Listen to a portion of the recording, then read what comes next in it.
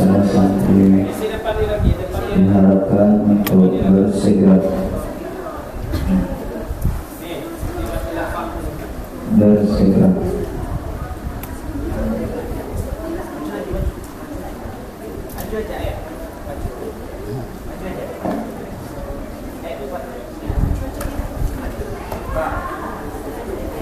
Kita mulai ya. Bukalah. Saya dulu.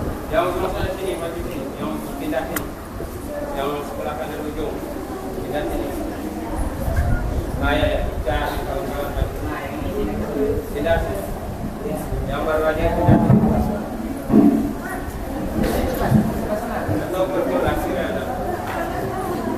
Ya, ini. Ada satu katanya kena. Mau berkelas boleh. Yang penting rapi. Ya. Geser. Ikutkan Ustaz itu. Ikutkan. Ikut. Betul Ustaz. Ikutkan. Tunggu Pak. Ini Pak, dia dengar lihat ini Pak nanti. Ada yang dilihat. Oh, ini sementara. Oke. Ada yang Kita atur. Ya. Oke, Bapak atur ya, maaf ya, nggak apa-apa ya. Berdiri di tempat, gerak. Ya, berdiri dulu. Ya. Oke. Nah, Bapak yang pastikan sapnya di sini. Ya, oke. Yang di belakang pas di sap yang tuh. Kemudian yang satu lagi juga di sap yang seperti yang diharapkan ya, tempat seperti orang sholat ya. Oh, masih ada. Bisa nggak Bapak nanti bersujud? Coba Bapak tes. Kalau tidak bisa, pastikan di tempat yang bisa bersujud tidak ada yang bergeser kawannya, tidak ada yang berdempet, tidak ada yang berdempet. Oke. Kita coba yuk. Hitungan 1, 2, 3. Siap gerak. Oke. Hadap kanan gerak. Mana kanannya? Yuk, alhamdulillah. Pintar ya. Hadap kiri gerak. Oke, ada yang dilihat, makanya Bapak tidak mau ke sana itu. Oke, karena materi kita belum selesai. Banyak materinya yang belum disampaikan. Oke, duduk di tempat, gerak. Oke, Bapak takbir semuanya, nanti sujud itu Bapak harapkan ya. Bisa sujud, makan makanannya itu habiskan cepat ya. Ya, kita mulai. Takbir ya. Minumannya habiskan dulu supaya tidak tumpah. Habiskan tidak apa-apa. Tidak marah Bapak, habiskan aja. Boleh. Oke. Ya. Oke, Bapak suruh takbir, sujud semuanya ya. Dan ini latihan pertama. Oke. Allahu Akbar, sujud kayak orang sholat. Nah, ini yang Bapak mau nanti. Makanya minumannya jauhkan dulu. Tasnya jauhkan. Jauhkan, ada lagi tas dengan minuman. Itu yang ganggu kita, nanti kan sayang kan. Ini acara terakhir nih. Oke, ketahuan kan tasnya kan. Ya. Minumannya habiskan dulu. Tidak apa-apa, minum aja. Boleh, yang mau minum dulu. Oke. Tidak ada yang berdempet, tas-tasnya tidak ada lagi. Oke. Tas-tasnya tidak ada lagi. Mualimin. Ya, jaya mendunia. Mualimin. Masya Allah. Takbir. Bangga gurumu. Kamu mendunia besok. Amin. Udah nampak dari wajah-wajah orang yang mendunia. Kecuali orang yang stres. Orang yang stres itu dia lihat kiri kanan aja. Dia tidak lihat dirinya. Sementara kita muhasabah tuh lihat diri sendiri kan. Hasibu anfusakum qabla an tuhasabu. Hisab dirimu sebelum dihisab oleh Allah. Lianglah muat seorang, gelapnya wahai tiada terperi. Selesai mayat ditimbun orang, tinggallah badan seorang diri. Besok seorang diri. Cuman beruntungnya murid-murid mualimin tuh dia sudah siap di alam kubur. Kenapa? Karena dia menjadi hamba yang bertobat. Mantap tuh. Oke. Alhamdulillah. Tas-tasnya udah digeser? Kita tes lagi, minumannya sudah dihabisin? Tes lagi. Allahu Akbar. Nah, itu dia. Yang di belakang ada sujud dong. Kemana tuh? Allahu Akbar. Duduk.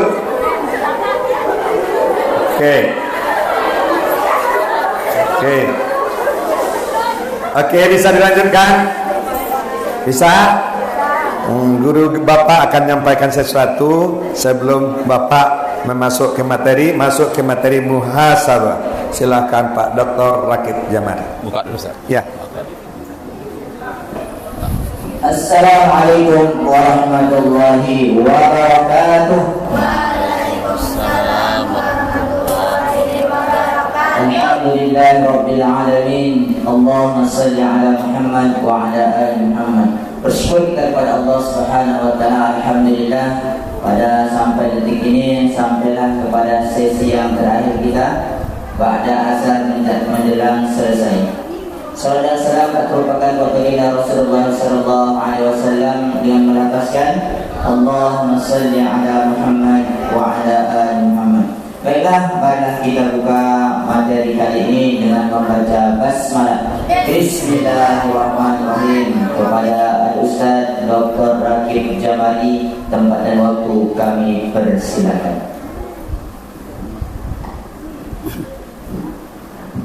Assalamualaikum warahmatullahi wabarakatuh. Waalaikumsalam. Kita sambung tadi kajian kita tentang pergaulan muda-mudi di dalam Islam. Yang pertama, niatnya dalam pergaulan itu harus lurus. Yang kedua, tidak boleh jatuh cinta kepada orang yang tidak seagama, non-muslim. Kedua. Yang ketiga, contohlah rukun Islam yang ketiga, puasa. Artinya menahan diri. Siapa yang menahan dirinya sebelum dia berbuka, maka dia merasakan nikmat luar biasa di saat dia berbuka. Tapi siapa yang di siang hari dia sudah minum, walaupun hanya seteguk air, di saat berbuka terasa hambar dan tawar, tidak bermakna apa-apa. Karena itu janganlah makan di siang hari, walaupun hanya sesuap nasi. Jangan minum di siang hari, walaupun hanya seteguk air. Berbukalah setelah beduk dibunyikan. Mengerti maksud Bapak? Paham? Semakin kuat menahan diri, semakin bahagia setelah berumah tangga. Contoh rukun Islam yang keempat, zakat, membersihkan harta, membersihkan diri, dan menabung. Orang yang sudah dewasa harus dia menabung.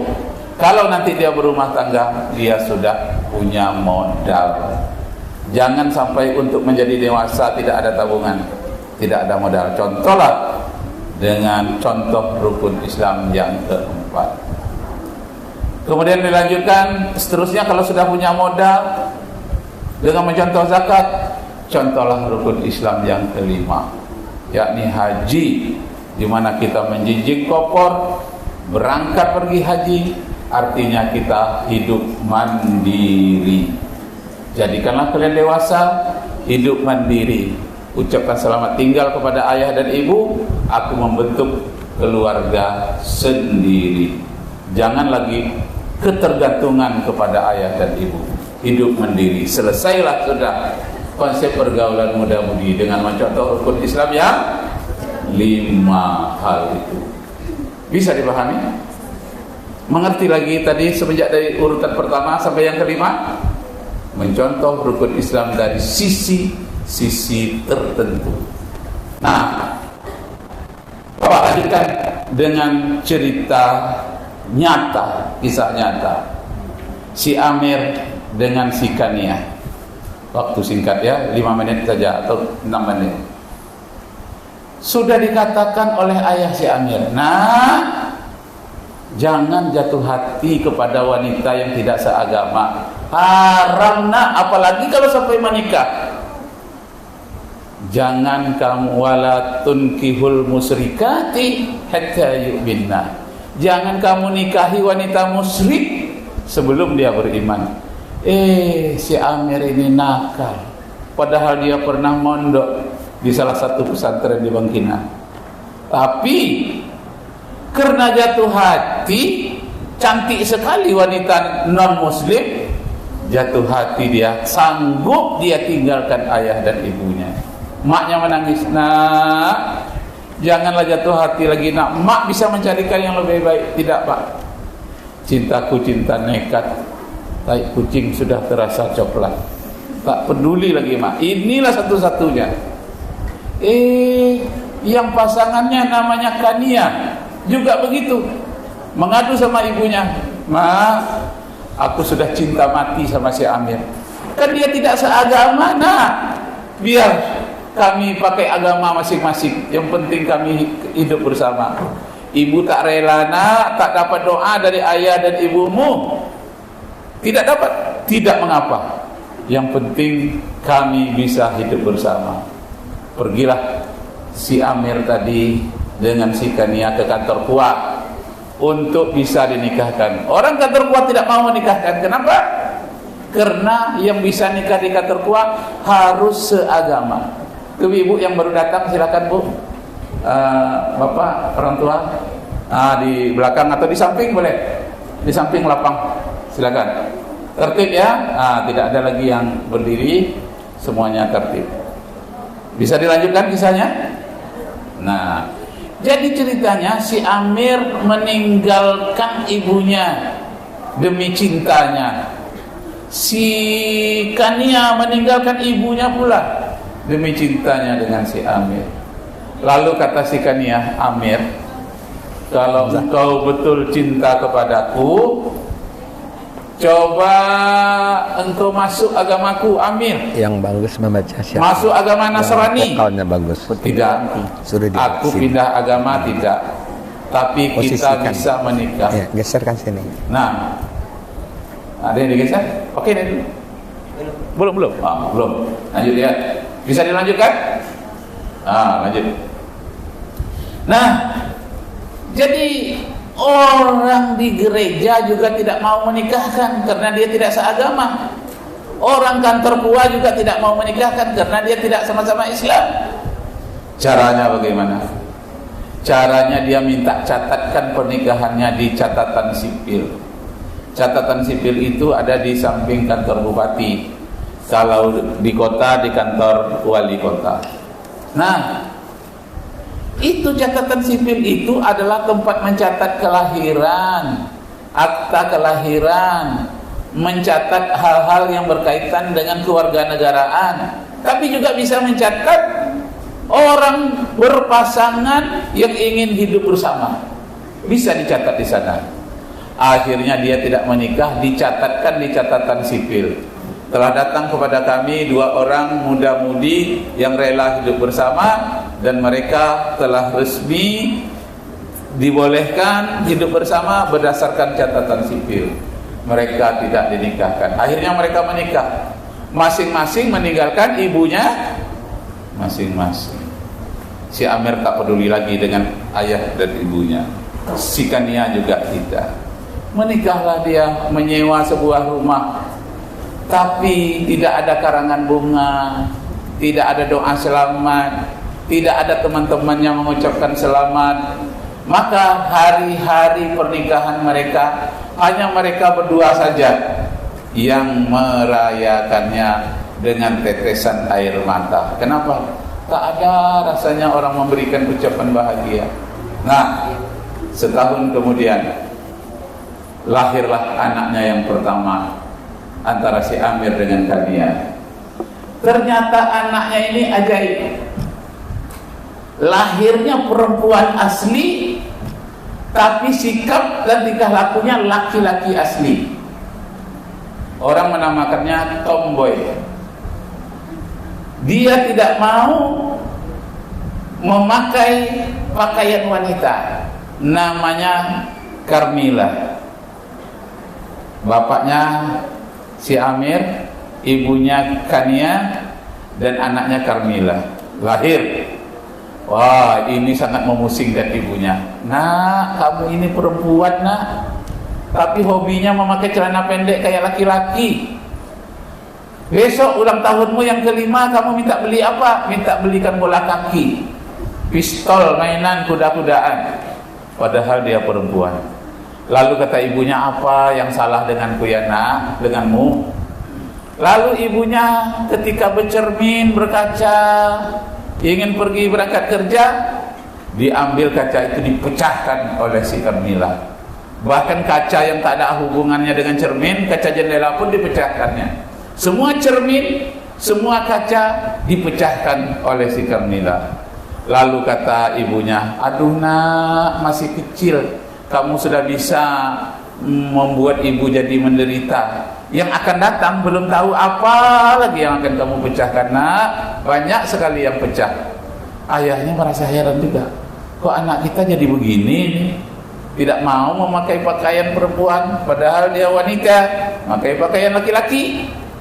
Nah, besoknya dia mulai masuk SD, dia minta belikan tas. Tasnya itu gambar orang gantung-gantungan di tembok-tembok atau di dalam gua, ya seperti Superman. Sepatunya sepatu laki-laki.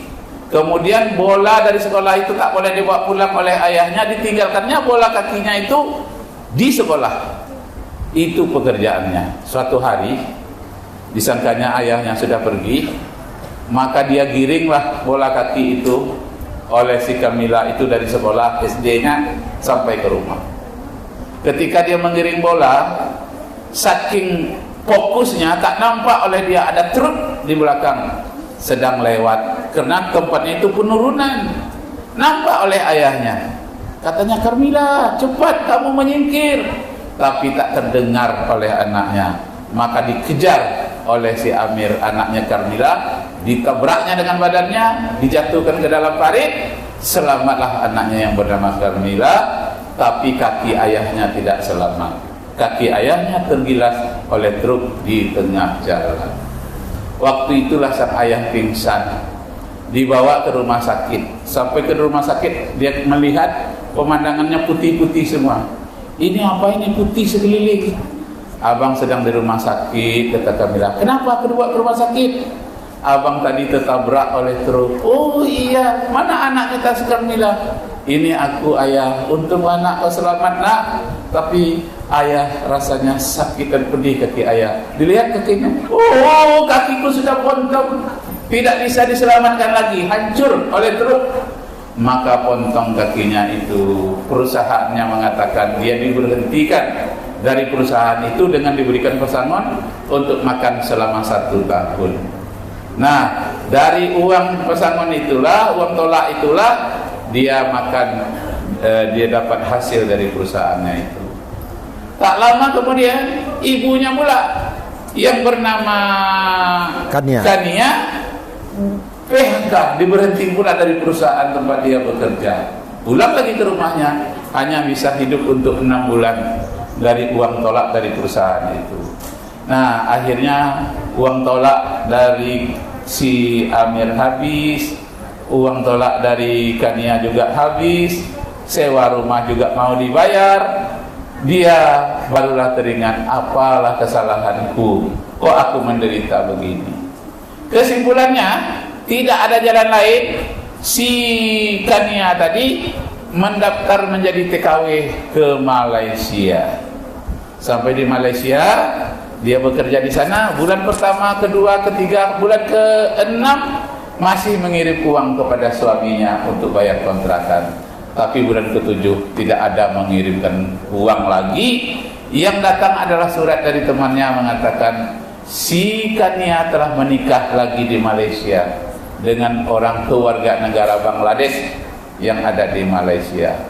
hancurlah hati suaminya. Aduh, istriku, sudah anak kita begini, engkau nikah secara diam-diam dengan laki-laki lain. Nah, karena uang kiriman tak datang-datang lagi, si Kamila tumbuh dia sebagai anak SMP, tamat dari SD SMP. Nah, akhirnya dia sampai berumur 16 tahun. Apa kata si Kamila kepada ayahnya? Ayah, aku sudah berumur 16 tahun. Aku sudah bisa menjadi TKW, tapi rupanya kurang syaratnya sedikit, harus umur 17 tahun. Maka dibuatlah umurnya, dipalsukan. Umur 16 tahun dibuatnya sendiri menjadi 17 tahun. Jadi bukan hanya terjadi penipuan ijazah palsu, tapi juga terjadi paspor palsu. Umurnya 16 tahun dibuatnya 17 tahun. Dengan dia telah berumur 17 tahun diizinkan menjadi TKW di Malaysia. Nah, sampai di sana dia bekerja di rumah seorang Pak Datuk yang istrinya sudah 3. Di rumah yang ketiga itu dia bekerja di situ sebagai asisten rumah tangga. Bulan pertama kirim sama ayahnya, bulan ketiga sampai bulan ke-6 masih dikirim. Bulan ke-7 tak ada lagi kiriman kepada ayahnya. Yang ada hanya surat dia mengatakan, ayah, mungkin aku akan pindah ke tempat lain bekerja. Kenapa? Aku bekerja di rumah Pak Datuk ini, istri ketiganya. Walaupun istrinya sudah 3, aku masih digodanya ayah. Karena itu aku harus pindah. Tak tahan aku digoda terus. Nah, akhirnya dia ini surat tak datang-datang lagi. Ayahnya heran, kok beritanya cuma ingin pindah, tapi bulan ke-8 yang datang adalah surat polisi dari Malaysia kepada Pak Amir, harap datang ke Malaysia, anakmu yang bernama Kamila akan dihukum gantung katanya. Kenapa? Dia telah membunuh majikannya Pak Datuk yang punya istri 3 itu dengan pisau dapur yang sudah dipersiapkannya begitu tajam, dia bunuh majikannya. Maka menangislah ayahnya, aduh nak, tanganmu yang lembut baru 16 tahun, kok bisa membunuh orang ya nak? Kau tak memberitahu bahwa kau akan menjadi TKW, kau tipu ayah ya nak, berangkat juga kau ke Malaysia. Tangis sungguh sudah terlambat, sudah tak berarti lagi. Nah, waktu itulah dia berangkat ke Malaysia. Dan kemudian ibunya yang sudah di Adan Malaysia bawa suami barunya pergi juga ke tempat tiang gantungan. Karena di Malaysia orang yang membunuh orang hukumnya adalah hukum gantung. Di saat mau digantung itu datang ibunya dan datang ayahnya. Apa kata ibunya? Kurang ajar kau Bang Amir, kau izinkan anakmu menjadi TKW, kaulah yang telah membunuh anakmu, kenapa kau izinkan? Apa jawab sang ayah? Tidak, aku tak pernah mengizinkan dia memalsukan paspornya. Nah, sekarang dia akan digantung. Ternyata melihat keadaan seperti itu tidak tahan ayah dan ibunya melihat digantung anaknya, mulai ditarik satu persatu talinya, kemudian yang merupakan sempalan dari yang akan menyebabkan dia tergantung berdenyut ditolak dengan kakinya polis Malaysia. Dia pun tergantung, ibunya pingsan dan ayahnya si Amir juga pingsan, dua-duanya tidak tahu lagi doa yang akan dibaca. Nah, setelah itu dikuburkan, dia pun berangkat lagi ke Indonesia. Yang si Amir tadi langsung dia cari ibunya. Ibu, malang nasib anakmu ini ibu. Dulu ibu larang aku pacaran dengan non muslim, aku pacaran juga. Dilarang menikah dengan non muslim, aku menikah juga ibu. Mana ayah ibu? Ternyata ayahnya sudah meninggal dunia pula. Menyesal dia tak ketemu dengan ayahnya. Ibunya yang tinggal seorang diri. Itulah nak, doa ibu itu makbul, bahwa kau takkan selamat kalau menikah dengan orang yang tidak seagama. Sekarang apa yang kau rasakan nak? Tak tertahan lagi rasanya ibu.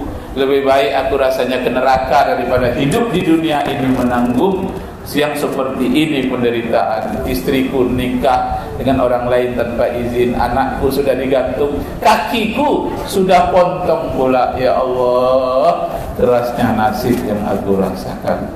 Nah, anak-anakku sekalian, orang yang lebih cinta kepada pacarnya daripada Allah Subhanahu wa taala, sesungguhnya syahadatnya sudah batal. Orang yang lebih mementingkan hawa nafsunya dibandingkan dengan mengesahkan Allah dan hormat kepada ibunya, itu dia sia-siakan. Dia lebih mementingkan pacarnya, sesungguhnya syahadatnya sudah batal. Kenapa? Syahadat itu pengakuan yang tulus ikhlas, yang tidak boleh diganggu, tak boleh disaingi dengan apapun. Bisa dipahami? Bisa? Nanti kita ulang syahadat kita ya. Setelah acara ini nanti kita ulang syahadat. Mana tahu kita lebih mendewakan, mengagungkan hawa nafsu kita selama ini dibandingkan dengan Allah Subhanahu wa taala yang maha agung, yang maha perkasa. Nah, kita ikutan selanjutnya dengan Ustaz Sapriadi Mustafa. Silakan. Terima kasih Ustaz. Bisa kita mulai? Apa kabar semuanya?